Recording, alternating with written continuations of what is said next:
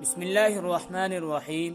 حضرت عبداللہ بن مسعود رضی اللہ تعالی عنہ سے روایت ہے کہ رسول اکرم صلی اللہ علیہ وسلم ایک دن کھجور کی چٹائی پر سوئے، پھر جب سو کے آپ اٹھے تو جسم مبارک میں اس چٹائی کی بناوٹ کے نشانات پڑے ہوئے تھے۔ اس حالت کو دیکھ کر اور اس سے متاثر ہو کر اس خادم یعنی ابن مسعود رضی اللہ تعالی عنہ نے عرض کیا، اگر حضور فرمائیں تو ہم حضرت کے لیے بستر کا انتظام کریں اور کچھ بنائیں، یعنی آپ سے اس کی اجازت چاہی۔ ارشاد فرمایا، مجھے دنیا سے یعنی دنیا کے ساز و سامان اور اس کی راحتوں اور لذتوں سے کیا تعلق اور کیا لینا؟ میرا تعلق دنیا کے ساتھ بس ایسا ہے جیسا کہ کوئی سوار مسافر کچھ دیر سایہ لینے کے لیے کسی درخت کے نیچے ٹھہرا اور پھر اس کو اپنی جگہ چھوڑ کر منزل کی طرف چل دیا۔